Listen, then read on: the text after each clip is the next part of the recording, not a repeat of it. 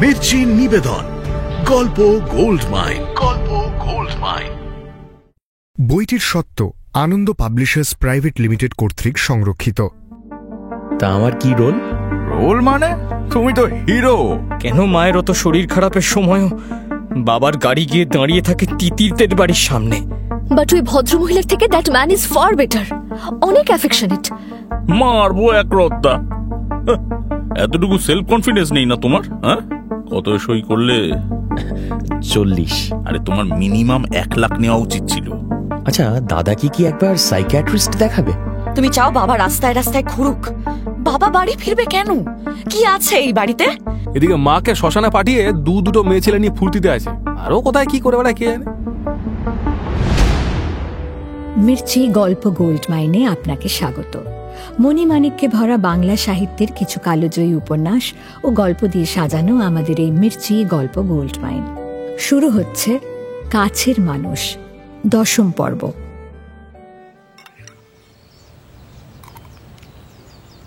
গতকাল রাতে আদিত্য বাড়ি ফেরেনি। কোথায় ছিল কে জানে।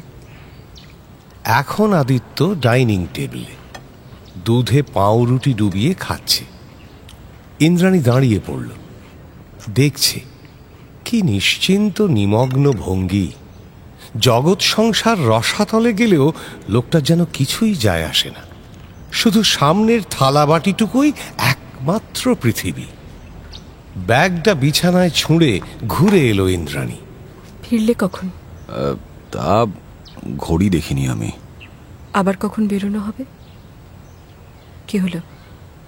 আমি তোমার সঙ্গে কথা বলছি আদিত্য। হ্যাঁ, শুনছি তো। আমি জিজ্ঞাসা করছি, আবার কখন বেরোবে তুমি? জবাব নেই। দুধে কি একটা পড়েছে, চামচ দিয়ে তুলে নিরীক্ষণ করছে। ইন্দ্রাণী স্নায়ু নিয়ন্ত্রণে রাখল। আর চোখে দেখে নিল আদিত্যর ঘর। তিতির নেই, সন্ধ্যার মাও চলে গেছে। কমাস ধরে লোকটার অনাচার অনেক হজম করেছে ইন্দ্রাণী। আজ একটা হেস্তনেস্ত হওয়া দরকার। তুমি ভেবেছোটা কি? তুমি কি মরার সময় ওষুধ রবে না? কেন? আমি আবার কি করলাম? আবার জিজ্ঞেস করছো কি করলাম? দুহাত তুলে গৌরাঙ্গ হয়ে নেচে বেড়াচ্ছ।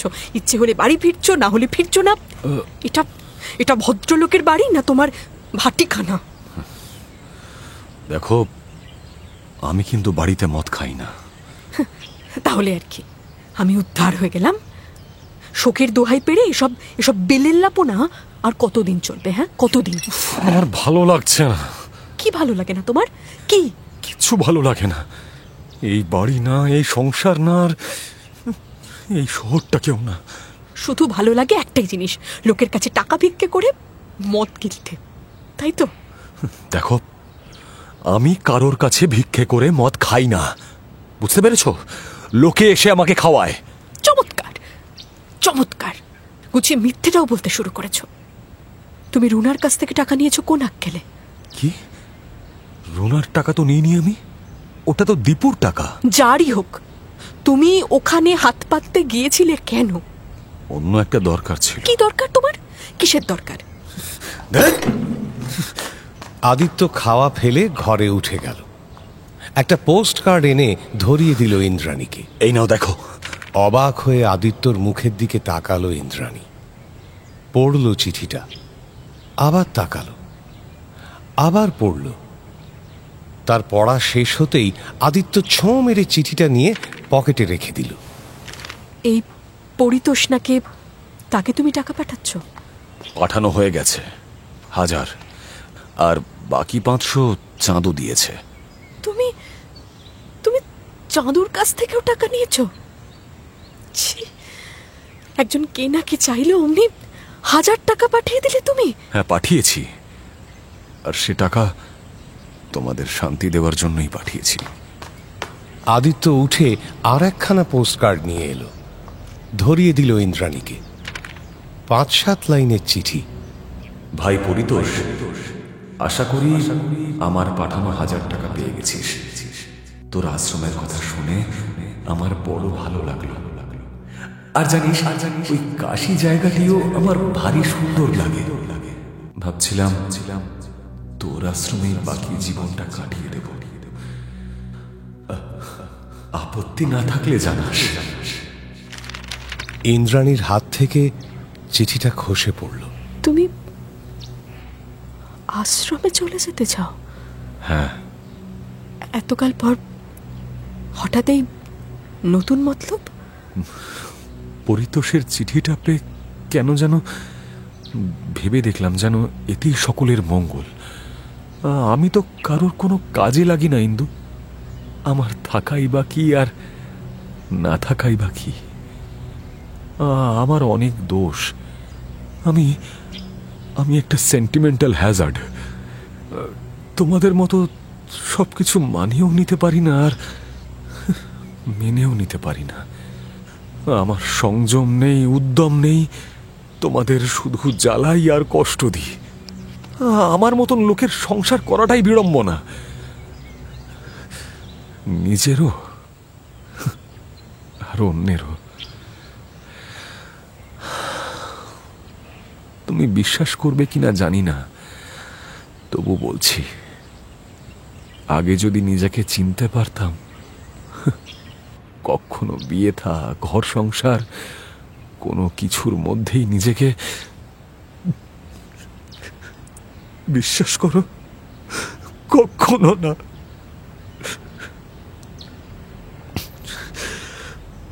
তিতিরকে বলেছ? না, বলিনি, কিন্তু বলবো। ও, সত্যি বলছি ইন্দু, মনের মধ্যে এই টানা পোড়েনটা না আমি আর সইতে পারছি না, জানো।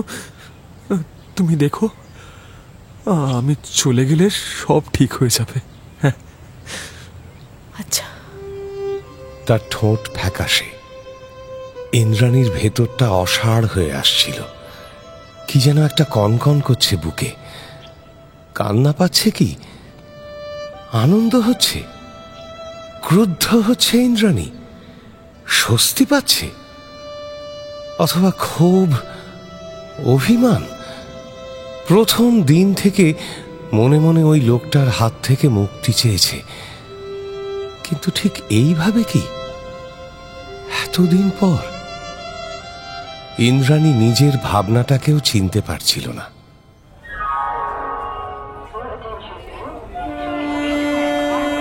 সম্বলপুর এক্সপ্রেস হাওড়া স্টেশন ছাড়ে রাত 9টায়।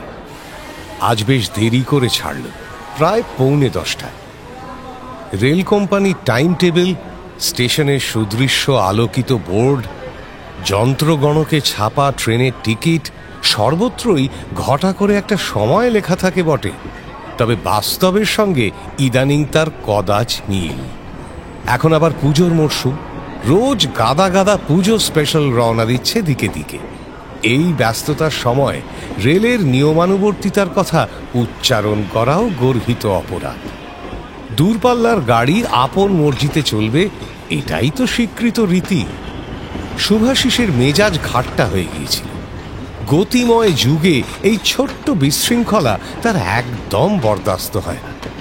আজ বিজয়া দশমী, প্রতিমা নিরঞ্জনের ঝঞ্ঝাটে পথে ট্রাফিক জ্যাম হতে পারে ভেবে সাত তাড়াতাড়ি বাড়ি থেকে বেরিয়েছে, অথচ রাস্তাঘাট আজ আশ্চর্য রকমের ফাঁকা। মাত্র আধ ঘন্টায় হাওড়া পৌঁছে গেল। তারপর এই প্রতীক্ষা, কখন ট্রেনের বাঁশি বাজবে। ঘড়ি ধরে ঘড়ির কাঁটা মেপে যা দিন চলে, তা কি এত সময়ের অপচয় সহ্য হয়? এই 2-2.5 ঘন্টায় শুভাশিসের অন্তত 10টা রোগী দেখা হয়ে যেত, অথবা একটা মেজর অপারেশন। কেন যে মানুষ সময়কে টাকার মূল্যে দেখে না? শহরতলি পেরিয়ে ট্রেন অনেকটা গতি বাড়িয়েছে। চলার তালে দুলছে মৃদু মৃদু, ঝমরঝম শব্দ তুলছে। মেজাজ জুড়িয়ে আসছিল শুভাশিসের, স্বস্তি বোধ করছিল। যাব করে এতদিন পর তবে বেরোনো হলো। ছন্দার শরীর মন কতটা কি সারবে কে জানে। শুভাশিসের নিজের জন্য কিন্তু এই বেড়ানোটার প্রয়োজন ছিল খুব। সংসার, মন আর কাজের সাঁড়াশি আক্রমণ ঝাঁঝরা করে দিয়েছে শুভাশিসকে। এই শহর থেকে কটা দিন সত্যি পালিয়ে থাকা দরকার। কাল সন্ধেবেলা ইন্দ্রাণীর কাছে গিয়েছিল শুভাশিস। একাই ছিল ইন্দ্রাণী। বসেছিল বারান্দায়, যেন তার জন্যই অপেক্ষা করছিল। মলিন ফিরোজা রঙের একটা শাড়ি পরেছিল ইন্দ্রাণী, কপালে টিপ ছিল না, ভারী শুকনো দেখাচ্ছিল ইন্দ্রাণীকে। শহর জোড়া আলোর রোশনাইয়ের মাঝে যেন এক খয়াটে চন্দ্রমা। গাঁক গাঁক মাইকের মাঝে এমন অমায়িক হয়ে বসে আছো কি করে? ইন্দ্রাণী উত্তর না দিয়ে হাসল। ঘরে নিয়ে গিয়ে বসালো শুভাশিসকে। রান্নাঘর থেকে চা করে নিয়ে এলো। কথা বলছিল কম, শুনছিল বেশি। কি এক পলকা চিন্তায় আনমনা বারবার। যে কথা বলার জন্য আসা, সে কথা আটকে যাচ্ছে। শুভাশিসের বুকের ভেতর মেঘ ডাকছিল, গলাতেও, অথচ কথাটা ইন্দ্রাণীর একদম অজানা তো নয়। হাবিজাবি কথা শুরু করল শুভাশিস। আচ্ছা, তোমাদের ফ্ল্যাটের তো ভিত কমপ্লিট শুনলাম। কে বললো তোমাকে? চাঁদু বলছিল। ষষ্ঠীর দিন নার্সিংহোমে চাঁদুর সঙ্গে দেখা, তখনই কথায় কথায়। ইন্দ্রাণী তাকালো না, শাড়ি পাট করছে, অপ্রয়োজনীয় কাজ সারছে। শুভাশিসের পেট থেকে ঠেলে উঠছে কথার বুদবুদ, অর্থহীন ফেনা হয়ে ফুটে বেরোচ্ছে। চাঁদু কিন্তু গাড়িটা কিনেছে বেশ, কি বলো? মডেল পুরনো, কিন্তু বেশ শক্তপোক্ত আছে। তবে কালারটা বড্ড ডাল, মাটি মাটি রংটা যেও কি করে স্ট্যান্ড করছে। আচ্ছা, ওকে রংটা বদলে নিতে বলছো না কেন? ইন্দ্রাণী আলমারি খুলল, আলমারিটা বন্ধ করল, খালি চায়ের কাপ তুলে দরজার দিকে এগোচ্ছে। শুভাশিস অসহায় বোধ করছিল। নিজের কথা নিজের কানেই প্রলাপের মতো ঠেকছে। তোর এই ছেলে মানুষের কোনো অর্থ হয় না। পুজোর পর বেড়াতে যাবে, এই ইঙ্গিত তো দেওয়াই ছিল ইন্দ্রাণীকে, তবু কেন এত দ্বিধা? দিন 15 আগে ট্রাভেল এজেন্টকে দিয়ে টিকিট কাটিয়েছে, তারপরও বার 3-4 এসেছে এখানে, কিন্তু কিছুতেই কথাটা বলে উঠতে পারেনি। বলেনি বলে ইন্দ্রাণী আহত হবে, নাকি ইন্দ্রাণী আহত হবে ভেবে কথাটা বলা হয়ে ওঠেনি। দুটো আপাত বিরোধী চিন্তার টানাপোড়েন চলছিল শুভাশিসের মাথায়। মরিয়া হয়ে শেষে বলেই ফেলল, আমরা কাল বেরোচ্ছি রানী। কোথায়? ওই যে বলেছিলাম, শালিনী সব অ্যারেঞ্জমেন্ট করে দিয়েছে। অরূপ জোর করে পরশুদিন টিকিট ধরিয়ে দিয়ে গেল, যেতেই হবে। যাও, ঘুরে এসো। ফিরছো কবে? আমার তো বেশি দিন চেম্বার বন্ধ রাখার উপায় নেই, দেখি দেওয়ালির আগেই ফিরব। তা এতদিনের জন্য যাচ্ছ, টোটোর পড়ার ক্ষতি হবে না? সামনে তো ফাইনাল। টোটো যাচ্ছে না, বোঝই তো, আজকালকার ছেলে বড় হয়েছে, বাবা মার সঙ্গে আর বেরোতে চায় না। হো, তা কি যেন নাম বলছিলে জায়গাটার? টেনশা, ওই রাউরকেল্লার কাছে। বাহ, ভালো, খুব ভালো। ইন্দ্রাণীর স্বর এতটুকু বদলালো না, যেন ছন্দার সঙ্গে বেড়াতে যাবে শুভাশিস, এটাই সত্য, এটাই স্বাভাবিক। ইন্দ্রাণীর এই অচঞ্চল ভাবটা কি নিখাদ? মনে হলেই শিরায় শিরায় কোষে কোষে দাবানল জ্বলে ওঠে শুভাশিসের। গুমগুম শব্দে কোলাঘাট ব্রিজ পার হচ্ছে ট্রেন। পাশের সেতুর আলো প্রতিফলিত হচ্ছে রূপনারায়ণে। আধার মাখা জলে কাঁপছে আলোর জাফরি। বড় বিমর্ষ, বড় ক্লান্ত দেখায় এখন নদীকে। নদী কি মানুষের মন বোঝে? শুভাশিস চোখ সরিয়ে নিল। ভারী সুটকেসটা পায়ের কাছেই পড়ে আছে। ঠেলে ঠেলে সিটের তলায় ঢোকালো। ছন্দা এখনো ব্যাক সিটে মাথা ঠেকিয়ে বসে, চোখ দুটো বোঝা। দুজনের মাঝখানে ঢাউস একটা ট্রাভেল ব্যাগ, প্রাচীরের মতো। সামান্য নাড়াচাড়া করে ব্যাগটাকে মাঝেই রেখে দিল শুভাশিস। ট্রেনে দেওয়া বেডরোল খুলে দুই যুবক সহযাত্রী ঘুমের তোড়জোড় করছে। হাওড়া স্টেশনে ছেলে দুটোর সঙ্গে অল্প আলাপ হয়েছিল শুভাশিসের। দুজনেরই বয়স 25, চোখা চেহারা, সিএ পড়ছে। অডিট করতে যাচ্ছে রাউরকেল্লা স্টিল প্লান্টে। ট্রেনে ওঠা স্তক কাজের গল্প করছিল ছেলে দুটো। খেলা নয়, সিনেমা নয়, রাজনীতি নয়, সারাক্ষণ শুধু single entry, double entry, cross entry. একটু আগে কাগজের মোড়ক বগলে পালা করে বাথরুম থেকে ঘুরে এলো দুজনে। সেও প্রায় রুটিনের মতো, পা টলছে না, গলা দুলছে না, শুধু একটা হালকা হুইস্কির গন্ধ ছড়িয়ে দিয়েছে কূপে। টোটো কি এরকম হবে? বাজে কথা না বলা নিষ্প্রাণ রোবট। সিগারেট ধরিয়ে শুভাশিস ছন্দার দিকে ফিরল। শুনছ? এদিকে এসে বসবে জানলার ধারে। না, এখানেই ঠিক আছে। এসো না, ভালো লাগবে। এসো, হাওয়া পাবে। ছন্দা চুপচাপ এসে বসল। প্রাচীরটা ওপরের বার্থে উঠে গেছে। দরজায় গিয়ে শুভাশিস করিডোরে উঁকি দিয়ে এল। শুনছাম, উজ্জ্বল বাতি নিভে রাত আলো জ্বলছে। আশ্বিন চলছে, বাতাস এখনো চলছে। আলো আধারে একা একা ছুটছে বাতাস, পাক খাচ্ছে। তেমন ধারালো নয়। পাশের বন্ধ কূপ ফুঁড়ে একটা মেইলি হাসি ছটপট করে উড়ে এল। কান পেতে 2-4 সেকেন্ড আওয়াজটা শুনল শুভাশিস। তারপর ছন্দার পাশে এসে বসল। ভাবছো কি তখন থেকে বলো তো? মন খারাপ? না তো। গুল মেরো না। টোটোর জন্য তোমার মন কেমন করছে না? মন কেমনের আর কি আছে, টোটো আসবে না এটা তো জানাই ছিল। বাবা, টোটোর জন্য তোমার উদ্বেগ হচ্ছে না? এই 15টা দিন টোটো কি খাবে, কিভাবে থাকবে, এসব কোনো ব্যাপারেই তোমার কোনো দুশ্চিন্তা নেই? দুশ্চিন্তা করে কি কিছু লাভ আছে? কথাটা কেমন যেন ভাসতে ভাসতে এলো, ছেঁড়া ছেঁড়া ভাবে। বাতাসে ছোঁয়াচ লেগে আরো যেন হিমেল শোনাল। হিমেল না বিষণ্ণ? বিষণ্ণ না হতাশ? হতাশ না অভিমানী? অপারেশনের পর থেকে ছেলের উপর একটা সূক্ষ্ম অভিমান জন্মেছে ছন্দার।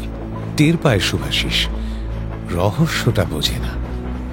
ছেলে আর ছন্দার শক্ত খোলায় আদ্যন্ত ঢাকা পড়ে নেই, এটাই কি কারণ?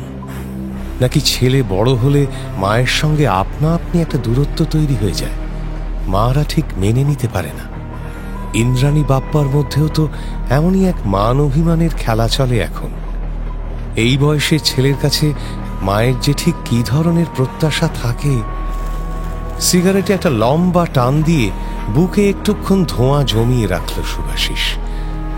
চাপ বাড়ছে ক্রমশ।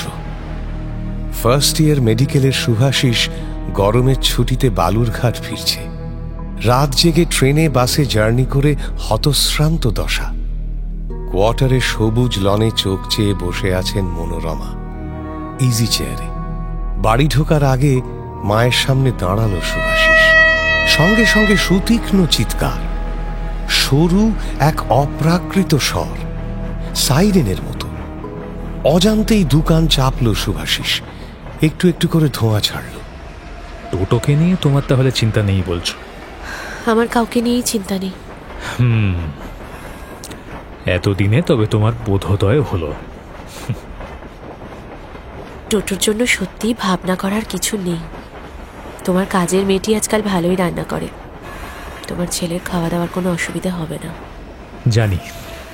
তারপর ধরো তোমার দিদি জামাইবাবু রোজ খোঁজ নিয়ে যাবে, অপরূপা আছে, তুমিও টেনশন না করে ফোন করে খবর নিতেই পারো।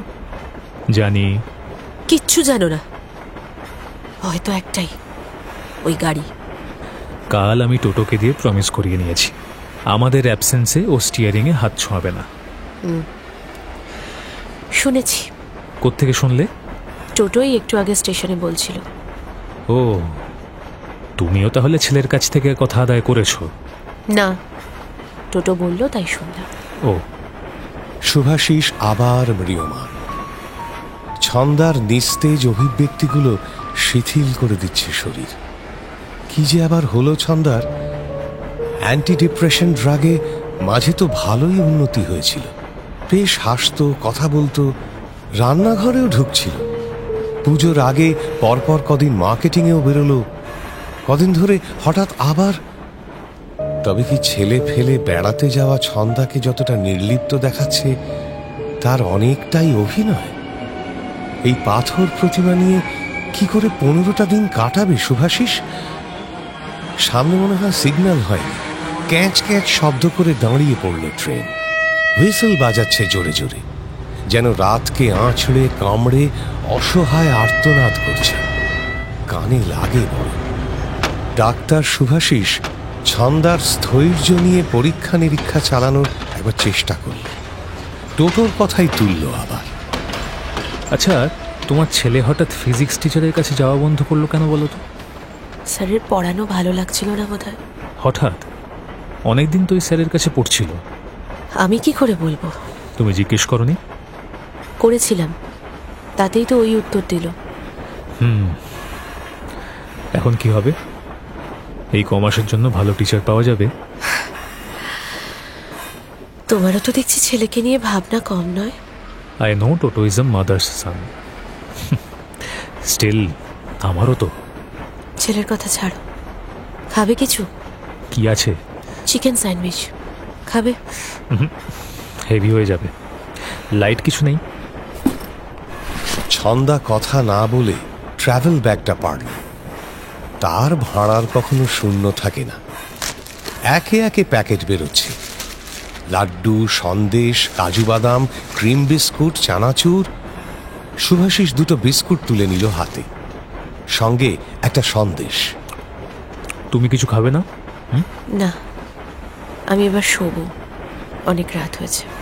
ছন্দা উঠে দাঁড়াল, বাথরুমে যাচ্ছে। 2 সহযাত্রী যুবকের ঘুম এখন মাঝরাতে। শুভাশিস একটা সিগারেট ধরাতে গিয়েও ধরালো না, করিডোরে বেরিয়ে এল। ধাতব ঝংকার তুলে উদ্দাম ছুটছে ট্রেন। ফার্স্ট ক্লাস কামরার সুখী মানুষেরা সবাই এখন যে যার প্রকোষ্ঠে। একটা খোপের দরজা আধ খোলা। আলগা কৌতূহল নিয়ে সামনে দিয়ে একবার হেঁটে এলো শুভাশিস। 3 মধ্যবয়সী লোক তাস খেলছে, পাশে বোতল, গ্লাস। একজন ভাবলেশহীন চোখে শুভাশিসের দিকে তাকাল, আবার ডুবে গেল খেলা। সরে এলো শুভাশিস, কূপে ফিরে দ্রুত বড় সুটকেসটা খুলল। ট্রেনে সচরাচর সে মদ্যপান করে না, আজ যেন তৃষ্ণা যাচ্ছে। বোতল বার করে বেশ খানিকটা হুইস্কি সরাসরি চালান করে দিল মুখে। তরল আগুন নামছে গলা দিয়ে, তপ্ত হয়ে উঠছে জিভ। ভালো লাগছে, পলকা আমেজ আসছে একটা। আলোক দুটি যেন কমে এলো সহসা। স্বপ্ন স্বপ্ন ঘোর নামছে চোখে। ফার্স্ট এসি বাথরুমেও যদি এই অবস্থা হয়, দেখো বাথরুমটা কি নোংরা। ও বাবা, কন্ডাক্টরকে ডেকে দেখিয়েছো? কোথায় কন্ডাক্টর? সে হয়তো কোথাও বস বস করে ঘুমোচ্ছে। এত টাকা খরচ করে লোকে ফার্স্ট ক্লাসে যাবে, সেখানেও যদি বাথরুমে এত দুর্গন্ধ হয়। দেখুন ছন্দা দেবী, ফার্স্ট ক্লাসই হোক আর সেকেন্ড ক্লাসই হোক, ট্রেনের বাথরুম গন্ধ ছড়াবেই। এ তো আর স্যাস ক্লিনিকের টয়লেট নয়, ঘন ঘন ফিনাইল পড়ছে, ব্লিচিং পাউডার ছড়ানো হচ্ছে। তোমাদের নার্সিংহোম আমার দেখা আছে। তবে মেঝেতে মুখ দেখা যায় কিনা বলো? জানো তো, একটা নতুন সিস্টার সেদিন পেশেন্টের নোংরা জামা কাপড় দরজার কোণে একটু রেখেছিল। কি ঝাড় যে দিল শালিনী। ঠিক করেছে, দেওয়াই উচিত। এই হ্যাঁ গো, শালিনী বলছিল তোমাদের নার্সিংহোম নাকি ভালো চলছে না। ভালো চলছে না? শালিনী বলেছে এই কথা? হ্যাঁ বললো তো, বলছিল তোমাদের নাকি তেমন প্রফিট হচ্ছে না, আরো বেটার রিটার্ন নাকি আশা করেছিলে। কথাটা ফুৎকারে উড়িয়ে দিতে পারল না শুভাশিস। দিন 15 আগে স্যাস ক্লিনিকের হিসেবপত্র নিয়ে বসেছিল 3 জনে। চুলচেরা পাই পয়সার হিসেব নয়, মোটামুটি একটা লাভ ক্ষতি নিরূপণের চেষ্টা। দারুণ আশাপ্রদ কিছু মনে হয়নি। টাকা থাকলে একটা প্রতিষ্ঠান গড়ে ফেলা যায়, কিন্তু তাকে টিকিয়ে রাখা, চালিয়ে নিয়ে যাওয়া, ধীরে ধীরে আরো উঁচুতে ঠেলে তোলা রীতিমতো শক্ত কাজ। এতে অনেক সূক্ষ্ম কৌশল লাগে, বহু ছোটখাটো চালাকির আশ্রয় নিতে হয়। অরূপের মতে স্যাস ক্লিনিকের বেড চার্জ অনেক বেশি। কয়েকটা ঘর কেটে ছোট ছোট কিউবিকল করে দিলে চার্জও কমে, রুগীর অভাবটাও সামলানো যায়। শুভাশিস মন খুলে প্রস্তাবটায় সায় দিতে পারেনি। সানশাইনের 5/8 অস্বাস্থ্যকর ক্ষোভগুলো দেখে সে কতবার নাক কুঁচকেছে। আজ যদি তাদের নিজেদেরই নার্সিংহোমে, তবু হয়তো মেনে নিতে হবে। একেই বুঝি বাবার ভাষায় আপোষ করা বলে। বাবারা যেন আপোষ করেনি। আজ সব হাসপাতালগুলো যে নরকের দরজায় পরিণত হয়েছে, তার মূলটা কোথায়? বাবাদেরই তো গা ছাড়া মনোভাব। একটু একটু করে ক্লেদ জমতে দেখেও বাবারা কি চোখ বুজে থাকেনি? সংঘর্ষ দূরস্থান, সেভাবে প্রতিবাদও তো করেনি কেউ। এটা একটা টেম্পোরারি ফেজ। যে কোনো বিজনেস জমে উঠতে একটু তো সময় লাগবেই। আমাদের এখনো কিছু খামতি রয়ে গেছে। আমাদের ওখানে এখন অনেক ডক্টর আসছে, কেউই ঝটঝট ওটির ডেট পাচ্ছে না। এই তো লাস্ট উইকে আমাদের ওটিতে বুকিং না পেয়ে ভাস্কর সাউদার্ন পয়েন্টে পেশেন্ট পাঠিয়ে দিল। ও বাবা, ভাস্কর দা স্যাশ ক্লিনিকে আসছে নাকি? তুমি না ভাস্কর দাকে নার্সিংহোমে এন্ট্রি দেবে না বলেছিলে? তুত, তা পারা যায় নাকি? আরে বাবা, চামার হোক কি কষাই হোক, আমরা birds of the same feather তো বটেই। ব্যবসা করতে গেলে ছোটা মোটা ইগো প্রবলেম ছেড়ে ফেলতে হবে ভাই। এবার ওশালার নার্সিংহোম খুললে আমায় কন্ট্যাক্ট করবে। আর তোমাদের আইসিইউ খোলার কি হলো? হবে, দেওয়ালিতে যাক। দোতলার একটা পোর্শন নিয়ে প্ল্যান ছকা আছে, ফিরে এস্টিমেটে বসবো। স্টার্টিংয়ে 4টের বেশি বেড রাখবো না। মাত্র 4টে? অনেক টাকার ধাক্কা ম্যাডাম। কত ইনস্ট্রুমেন্ট লাগবে জানো? এবার বোধহয় ব্যাংক লোন নিতেই হবে। তাছাড়া অরূপ শালিনী আরেকটা সাজেশনও দিয়েছে। কি?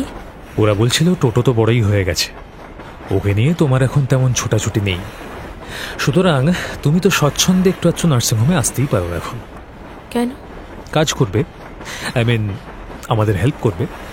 ধরো প্যান্ট্রির দেখভাল করলে, পেশেন্টদের ডায়েটে একটু হোমলি টাচ পড়বে। তারপর ধরো রুম সব প্রপারলি মেনটেন হচ্ছে কিনা ওয়াচ রাখলে। মানে ওভারঅল সুপারভিশন আর কি। তোমার হু হু করে সময় কাটবে। মাগনায় খাটাবো না গো, ভালো রেমুনারেশন পাবে। ছন্দা হু না কিছুই করল না। একটু বুঝি অন্যমনস্ক হয়ে গেল, নাকি উদাসীন?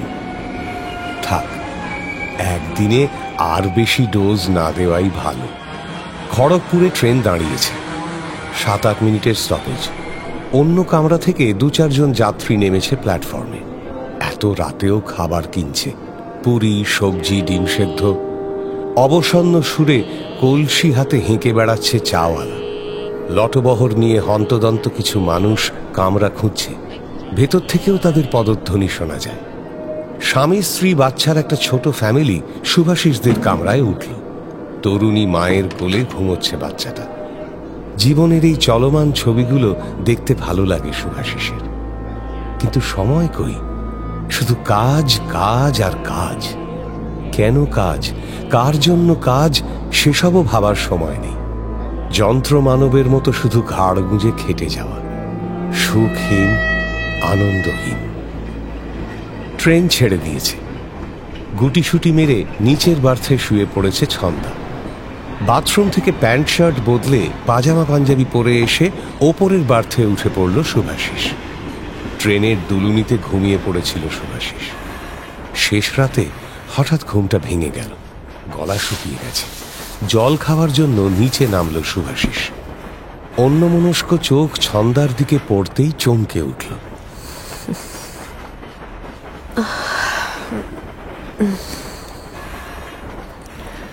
কি, তুমি ঘুমোওনি? ঘুম আসছে না, আমাকে একটু জল দাও তো। তুমি আজ ঘুমের ট্যাবলেট খাওনি? খেয়েছি, তবু একটা কথা ভাবছিলাম। কি কথা? এই প্রথমবার শুধু আমরা দুজনে কোথাও বেড়াতে যাচ্ছি, তাই না? বিয়ের 18 বছর পর বিকট হুইসেল বাজিয়ে পাশ দিয়ে একটা ট্রেন ছুটে যাচ্ছে উল্টো মুখে। কান বধির করা শব্দ আর ছুটন্ত আলো দেখিয়ে নিমেষে মিলিয়ে গেল। আবার নৈশব্দ, আবার অন্ধকার, আরো গাঢ়, আরো ঘন। শুভাশিসের গা ছমছম করে উঠল। সন্ধ্যার মা খেতে ডাকল। তিতির শুয়ে শুয়ে একটা সিনেমার ইংরেজি ম্যাগাজিন উল্টোচ্ছিল। কন্দর্পর ঘরে পড়েছিল, নিয়ে এসেছে। চটুল অর্ধসত্যে ভরা একটা পত্রিকা। মন না দিয়েও তরতর করে চোখ বোলানো যায়। এইসব পত্রিকা আগে টানত না তিতিরকে। গল্পের বই তার প্রাণ ছিল। এখন গল্পের বই পড়তে বেশিক্ষণ ভালো লাগে না। সহস্র বুক ভার করা চিন্তা সেঁধিয়ে যায় গল্প উপন্যাসের পাতায়। শব্দ বাক্য সবই অর্থহীন অক্ষরের সমষ্টি বলে মনে হয়।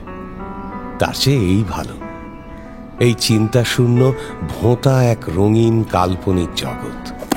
বিরক্ত মুখে পত্রিকাটা রেখে উঠল তিতির। পাখার হাওয়ায় ফরফর করে উড়ছে রঙিন পাতা। রূপসী নায়িকার ভাঁজ করা নির্লজ্জ পোস্টার খুলে ছড়িয়ে গেল। খোলা কাঁধ, খোলা পিঠ, খোলা উরু নাচছে হাওয়ায়। খাবার টেবিলে এসেই আড়ষ্ট। বাবা খাচ্ছে। নিঃশব্দে চেয়ার টেনে আদিত্যর পাশে বসল তিতির। ভাত মাখছে মাথা নিচু করে। মুসুর ডালের কাঁচা লঙ্কাটা তিতিরের পাতেই পড়েছে। কচকচ করে চিবল সেটাকে। জ্বলে যাচ্ছে জিভ, তবু মুখ থেকে লঙ্কা ফেলল না। আঙুল দিয়ে অনেকক্ষণ ধরে চিপল আলু পোস্তর আলু। ডাল মাখা ভাতে পুরো তরকারিটা চটকে নিল। চটকাচ্ছে, চটকেই চলেছে। আদিত্যর বুঝি নজরে পড়েছে দৃশ্যটা। কি রে, তোর আবার কি হলো? খাচ্ছিস না কেন? গপ গপ করে দুগাল ভাত মুখে ঠেসে দিল তিতির। আরে ও কি করছিস? গলায় আটকে যাবে যে। কোঁত করে ভাতটা গিলে নিল তিতির। সবটা পারল না, জল দিয়ে বাকিটা চালান করতে হলো পাকস্থলিতে। ঠকান করে গ্লাসটা নামিয়ে রাখল সে। তার মানে তুই এখনো আমার উপর রেগে আছিস? রাগ কিসের? আমি কারোর উপর রাগ করি না। বললেই হলো। দেখি, টাকা দেখি আমার দিকে একবার। কেন আমি মিছিমিছি রাগ করব বাবা? আর আমি রাগ করলে কারোর কি কিচ্ছু বদল হবে? এই তো তোর রাগের কথা। দূর পাগলি, আমি কি এক্ষুনি চলে যাচ্ছি নাকি? আর আর গেলেও তোকে ছেড়ে কি আমি আর থাকতে পারি? ঠিক ফাঁক বুঝে মাঝে মধ্যে চলে আসব। গেলে বুঝি কেউ আর ফেরে? এই পরিবার থেকে একে একে সবাই সরে যাচ্ছে। দাদা চলে গেল, কাকা কাকিমারা চলে গেল, দাদুও তো। এবার বাবাও কেটে পড়ার মতলব ভাবছে। বাবাকে ছাড়া কি করে এ বাড়িতে নিঃশ্বাস নেবে তিতির? তিতিরের চোখ ভিজে আসছিল। যাও না, আমি কি তোমাকে বাধা দিয়েছি? 2 মাস পরে কেন? আজই চলে যাও। আহা, তুইও আমাকে বুঝবি না তিতির? তুই চাস না যে তোর বাবা একটু শান্তি পাক? এখন তোর হয়তো মনে হচ্ছে তোর বাবাটা খুব নিষ্ঠুর, কারোর কথা ভাবে না, শুধুমাত্র নিজের কথা বাদে। আমি চলে গেলে দেখবি তোর ধারণাটা কত ভুল। এই দুনিয়ায় না কিছু কিছু মানুষ থাকে জানিস, ওই জ্যান্ত উপদ্রবের মতো। তারা যেখানে হাত ছোঁয়ায় সেখানেই অশান্তি, যেদিকে তাকায় সেদিকেই দুঃখের ফোয়ারা খুলে যায়। তারা তারা সংসারের কূটতর্ক বোঝে না, আর সুখ খুঁজে আনার গোপন রহস্য তাদের জানা নেই। তারা শুধু তোমার এসব কথা তোমার রঘুবীর বাবুকে শুনিও। রোজ এক লেকচার শুনতে আমার ভালো লাগে না। নীরস স্বরে আদিত্যকে থামিয়ে দিল তিতির। সন্ধ্যার মা বাটিতে ডিমের ঝোল রেখে গেছে। পাতে ঢেলে তাকিয়ে রইল খানিকক্ষণ। এ জগতে কে না নিজের কাজের সাফাই গায়? চোর ডাকাত খুনে বদমাস, তাদেরও নিজেদের কাজের পেছনে মনোমতো যুক্তি খাড়া করা থাকে। আর বাবা তো সাধু সন্তর জীবনযাপন করতে চাইছে। তবে 1000টা খরগোশ জোড়া দিয়ে যেমন একটা ঘোড়া বানানো যায় না, তেমন 1000টা যুক্তি দিয়েও আপনজনের দুঃখের ভার লাঘব করা যায় না। বাবার অনস্তিত্বে এ সংসারে সুখের প্লাবন বইবে, এমন উদ্ভট ধারণাটাই বা বাবার এলো কোত্থেকে? খাওয়া শেষ করে তিতির উঠছিল। আদিত্য তাকে ডাকল। শোন না, বলছি তুই কি এখন বাড়িতেই আছিস? আমার তো তোমার মতো 100খানা যাওয়ার জায়গা নেই বাবা। আচ্ছা, তুই তোর মায়ের মতন কথা কেন বলছিস বলতো? সে তো বলি, আমি তো মারই মেয়ে। কি বলবে বলো, আমি এখন বাড়িতেই আছি। ও, তা আমার সঙ্গে একটু চল না। কোথায়? মানিকতলায়। ওই যে তোর মা কত করে বলে গেল। মানিকতলার বাড়িতে দিদা আজ সত্যনারায়ণের পুজো করছে। 10টা বাজতে না বাজতেই ইন্দ্রাণী চলে গেছে সেখানে। তার আগে বাবার সঙ্গে মায়ের মৃদু বিতণ্ডা চলছিল। শুনেছে তিতির, বাবাকে সঙ্গে যেতে বলছিল মা। বাবা যেতেই রাজি নয়। তিতির জিজ্ঞেস করল, তুমি যাচ্ছ? হ্যাঁ রে, যাই, না হলে আবার তোর দাদু দিদা মনে মনে খুব কষ্ট পাবেন। অন্যের কষ্ট তাহলে তোমার মনে লাগে? আবার সেই মায়ের মতন কথা। তুই যাবি কিনা শুধু এইটুকু বল। তিতির দুদণ্ড চিন্তা করল। দাদু দিদাকে এখনো বিজয়ের প্রণাম করতে যাওয়া হয়নি। পুজো দেখার প্রণাম এক ঢিলে 2 পাখি মেরে আসা যায়। দাদু দিদাকে দেখতেও ইচ্ছে করছে খুব। প্রতিবার পুজোতে ছোটকার সঙ্গে একবার মানিকতলায় ঢু মেরে আসি। এবার পুজোয় একদিনও ছোটকার টিকি দেখা গেল না। সকাল হলেই গাড়ি নিয়ে আউট, দুপুরে ফিরে ভোঁস ভোঁস ঘুম, আর সন্ধে না হতেই গোপ ছেঁটে চুল ফাঁপিয়ে আবার গাড়ি চালিয়ে ভ্যানিশ। নবমীর দিন সকালে অবশ্য আমাকে একবার বেরোতে সেধেছিল ছোটকা, আমি রাজি হইনি। কে জানে কেন, বেড়ানোর মুডই ছিল না সেদিন। আজ গেলে বাবার সঙ্গেও একটু বেড়ানো হয়। কতকাল যে বাবার সঙ্গে বেরোয়নি তিতির, কিন্তু না, যা যা ইচ্ছে করছে তার একটাও করবে না তিতির।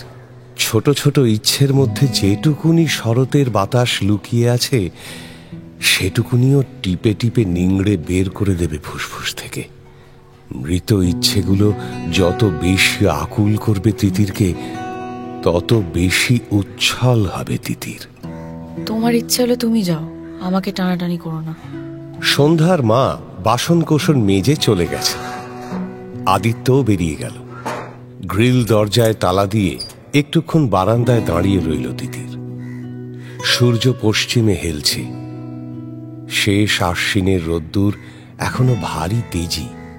ফেনা ফেনা মেঘ ভাসছে আকাশে। একটা চিল উড়তে উড়তে মেঘেদের ছুঁয়ে ফেলল। পাক খেয়ে খেয়ে নামছে আবার, ছোট হচ্ছে বৃত্ত। রোদ্দুর মাড়িয়ে এক ঝলক বাতাস ছুটে এলো তিতিরের দিকে। নির্জন দুপুর ভারী কোমল হয়ে গেল। কি মনে হতে টেলিফোনের সামনে এসে দাঁড়ালো সে।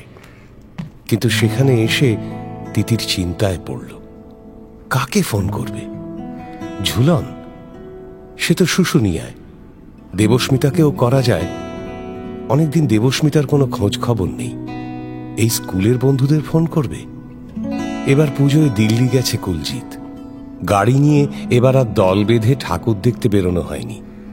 জিজ্ঞেস করা যায় কার কার পুজো কেমন কাটল।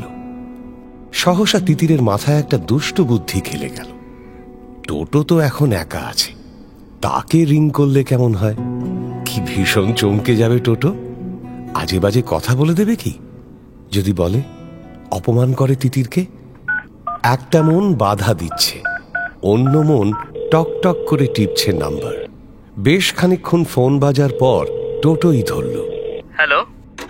কটাস করে লাইনটা কেটে দিল তিতির। মিনিট খানেক পর আবার তিতির বোতাম টিপেছে। আবার হ্যালো হ্যালো, আবার ফোনটা রেখে দিল তিতির। বার পাঁচেকের মাথায় খেপে গেল টোটো। তিতিরের কান লাল হয়ে গেল। একটু মজাও লাগলো যেন। প্রকাণ্ড ফ্ল্যাটে টোটোর অস্থির হাত পা ছোঁড়া কল্পনা করতে পারছে সে। কথা না বলে সে ভালোই করেছে। কি বা বলতো? তোমাকে খুব দেখতে ইচ্ছে করছে। তুমি আমার সঙ্গে আর ঝগড়া করো না প্লিজ। যা, আমি কি টোটোর কাছে নিজেকে অত খেলো করতে পারি কখনো? তার চেয়ে মজার খেলাটাই বেশ। মেঘ সরে আলো আসছে মনে।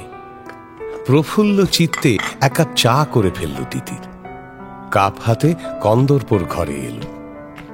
গতকালই 3 দিনের আউটডোরে বোলপুর গেছে ছোটকা।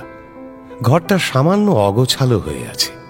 ইদানিং ঘর টিপটপ রাখার ব্যাপারে ছোটকা বেশ অমনোযোগী। কেন কে জানে, হয়তো বিখ্যাত হওয়ার আনন্দে ছোট ঘর ছোট আসবাবে আর মন ওঠে না। আলগোছে ঘরটাকে একটু ঝাড়পোঁছ করলো তিতির। খাটে দুখানা মোটা মোটা বই পড়ে আছে, টেবিলে সেগুলো গুছিয়ে রাখল। খোলা ভিডিও ক্যাসেট খাপে ভরল, ভিসিপিটাকে মুছল যত্ন করে। সেতারে আঙুল টেনে টুংটুং করল, কান পেতে শুনল ধ্বনিটাকে। ছোটকার কাছে এই বাজনাটা শিখলে হতো, এও বেশ সঙ্গী হতে পারত তিতিরের। টেলিফোনের ঝংকারে সচকিত হলো তিতির। হরিণ পায়ে ছুটে এসে রিসিভারটা তুলল। কি ব্যাপার? আর তখন থেকে ফোন করে যাচ্ছে, শুধু এনগেজড বাজছে। কার সঙ্গে এত কথা বলছিলে? আমার কি বন্ধুর অভাব আছে? কজনের নাম বলবো? আমারই শুধু কোনো বন্ধু নেই। আহা, তোমার গ্যারেজ পার্টি কি হলো? আরে ওরা বন্ধু কেন হবে, ইয়ার দোস্ত। নো, বন্ধুর ডেফিনিশনটা তবে কি? এই ধরো, যাকে দেখতে না পেলে চোখে আঞ্জনি হয়, যার সঙ্গে 10 পা না হাঁটলে হাঁটুতে ব্যথা হয়, যার বকুনি না খেলে রাতে ঘুম আসে না। থাক থাক, হয়েছে। ফোন কেন? আমার তো আজ বাড়ি থাকার কথা নয়। আছো কেন? নিশ্চয়ই তোমার ফোন ধরার জন্য নয়, আমার অন্য কাজ আছে। আজ কোজাগরি পূর্ণিমা, একটুও বেরোবে না? বেরিয়ে এমনি তোর সঙ্গে একটু এদিক ওদিক ঘুরবো। তিতির 1 সেকেন্ড চিন্তা করল।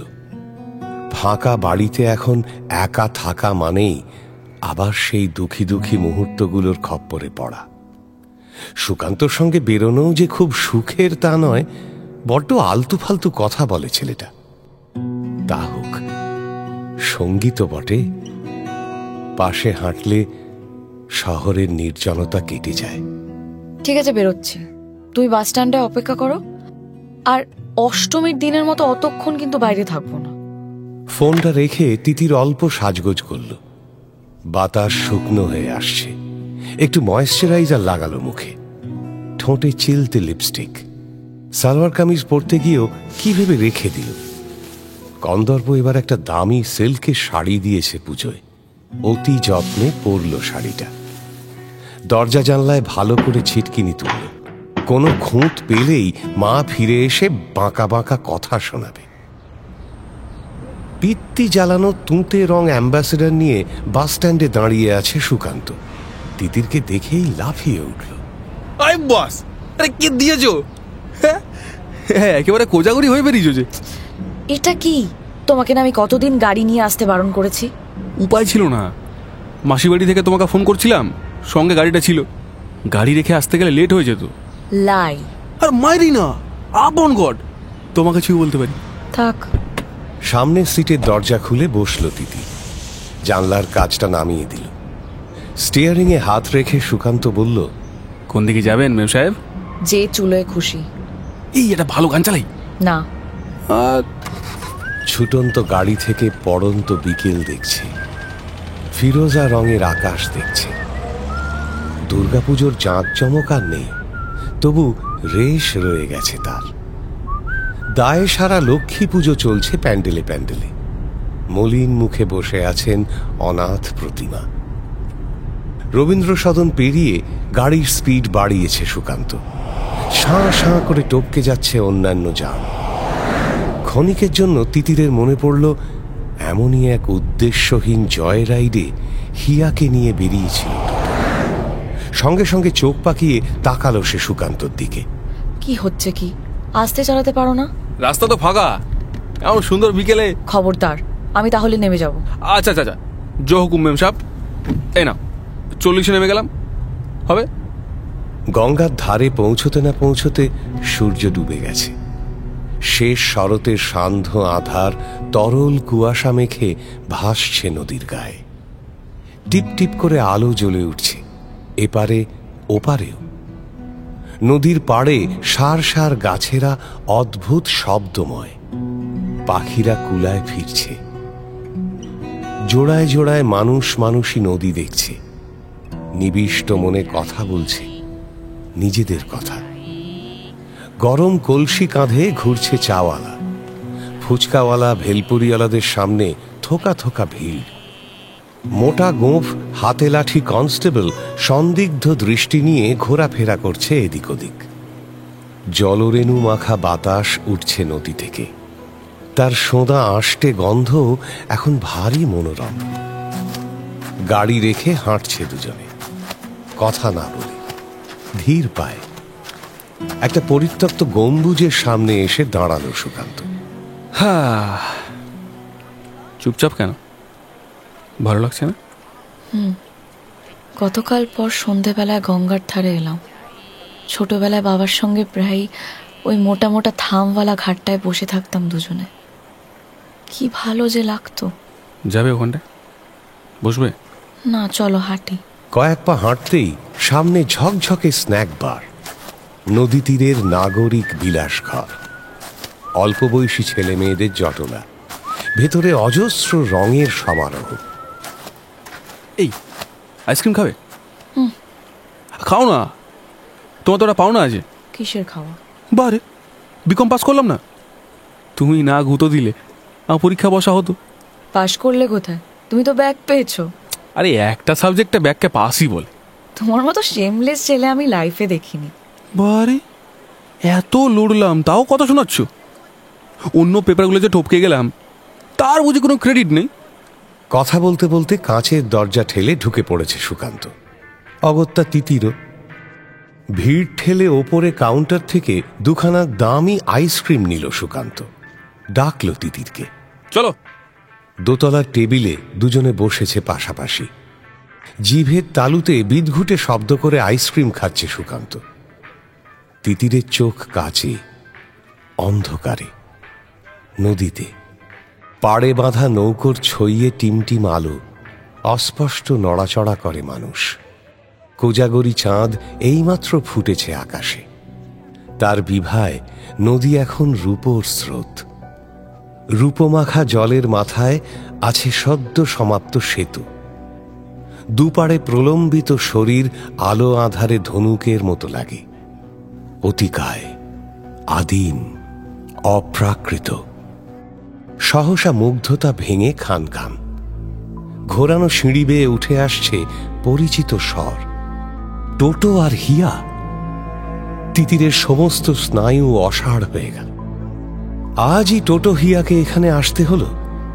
এ কি কাকতালীয়, নাকি দৈব নির্দিষ্ট, নাকি নিয়তির খেলা? হিয়া টোটো এদিকেই তাকাচ্ছে।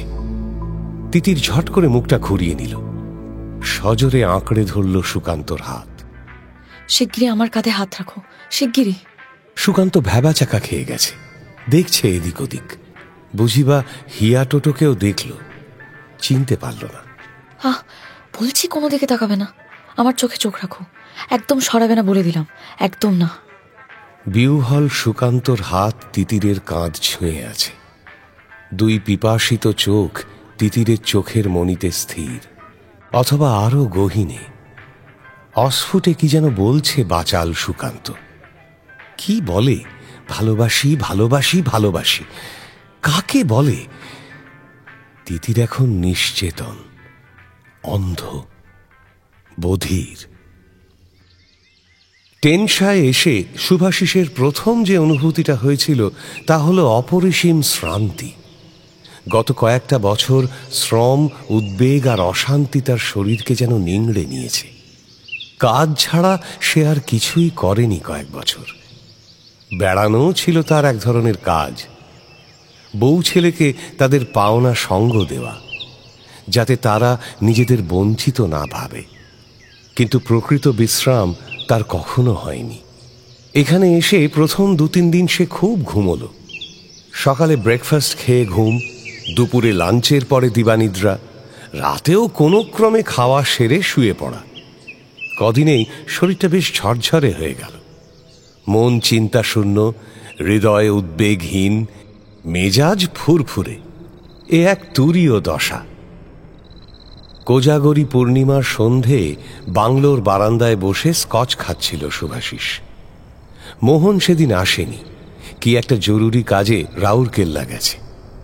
ছন্দাও পাশে একটা গ্লাস নিয়ে বসেছে, বহুদিন পর। এই, আমরা একটা কাজ করতে পারি না? যদি এরকম একটা পাহাড়ি জায়গায় বাড়ি বানাই কেমন হয়? বানিয়ে মাঝে মাঝে গিয়ে থাকবো। ধরো তুমি আমি তো একসময় বুড়ো হব, তখন আমরা সেখানে গিয়ে পাকাপাকি। তোমার ছেলে এমন পাণ্ডব বর্জিত জায়গায় এসে থাকবে? থাকলে থাকবে, না থাকলে থাকবে না। এমনিতেই বা সে আর কদিন আছে আমাদের কাছে। মানে? বাহ, ছেলে জয়েন্ট দিচ্ছে না, ও তো এবার হস্টেলেই চলে যাবে। জয়েন্ট দিচ্ছে? আমাকে যে বলল সে তো মেডিকেল পড়বে না বলেছে, ইঞ্জিনিয়ার হতে চায়। তারপর জিআরই দিয়ে বাইরে চলে যাওয়ারও প্ল্যান। আর একবার বিদেশে গেলে তোমার ছেলে আর ফিরবে বলে তো মনে হয় না। শুনেই কেমন যেন অভিমান হলো শুভাশিসের। ছন্দা ছেলের সম্পর্কে এত উদাসীন আজকাল, তবু তার কাছে ছেলের মনের গোপন কথাটি অজানা নেই। শুধু শুভাশিসই পড়ে আছে অন্ধকারে। ছেলে ফিরবে না, দূরে চলে যাবে কেন? শুভাশিস তার বাবাকে ছেড়ে পৃথক জীবন গড়ে তুলেছে, তাই বোধহয় আজ আর এই প্রশ্ন করার তার অধিকার নেই। সুদূর হিউস্টন, সিয়াটল কি অ্যারিজোনায় নিজস্ব দ্বীপ গড়ে বাস করবে রাজর্ষি সেনগুপ্ত। তার বংশধর হয়তো থাকবে প্যারিস কি ইস্তানবুলে। এই বোধহয় পরিবারের নিয়তি এখন। পরিবারের না পরিবার প্রথার, নাকি পরিবার প্রথার জীর্ণ দশার? এই কি চিন্তা করছো? কিছু না। কিছু তো একটা ভাবছই। কলকাতা ছেড়ে নড়তে পারবে না, তাই তো? ছন্দা, আমরা বেড়াতে এসেছি। ছোট কেন, আমি তো ঠাট্টা করছি। আমি অন্য কথা ভাবছিলাম। কি শুনি? যদি উত্তর দিতে আপত্তি থাকে তো দিও না। বলোই না। তুমি কেন ছেলের সম্পর্কে এত নিষ্প্রিয় হয়ে গেলে সন্ধ্যা?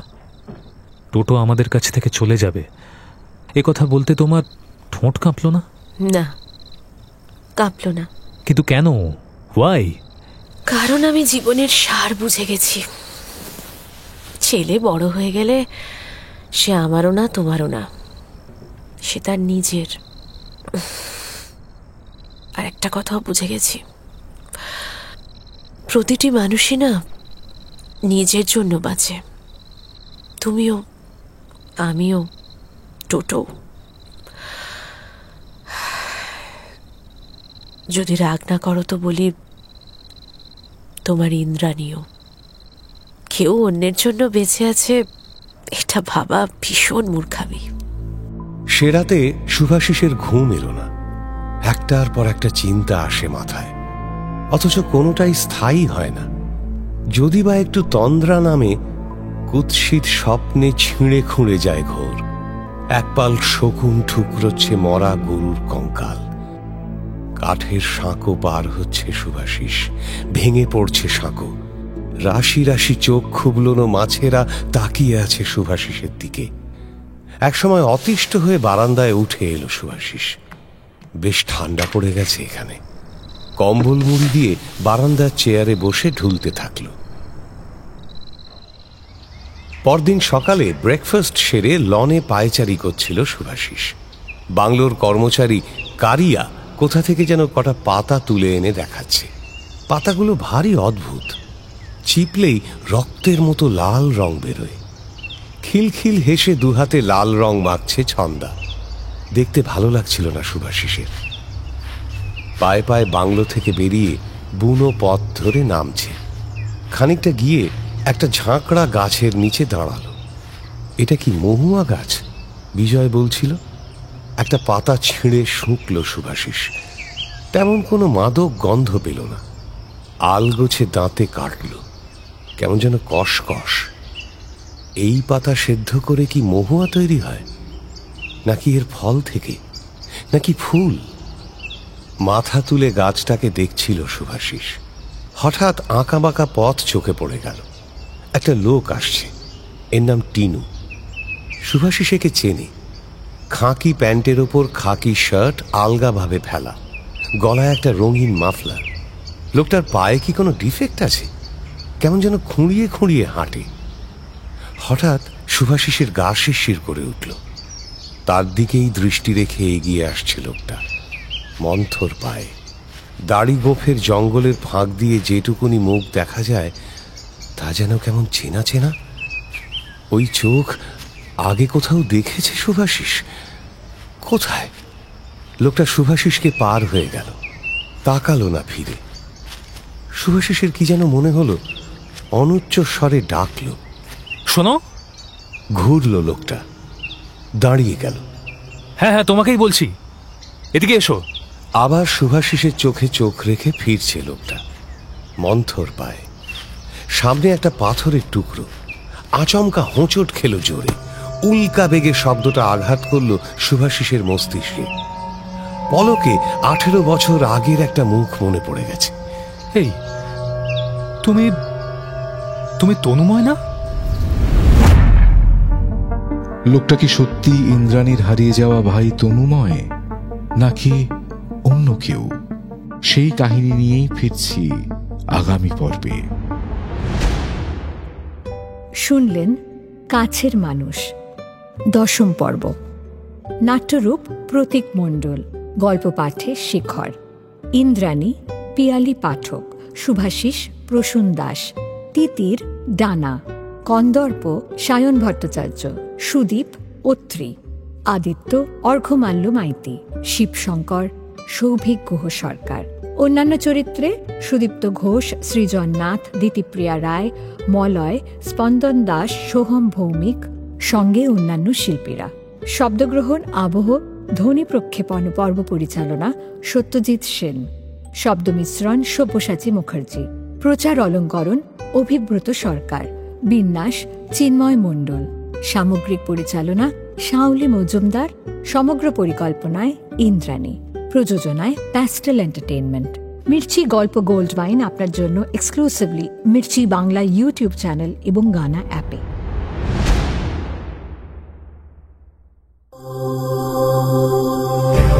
মির্চি নিবেদন গল্প গোল্ড মাইন।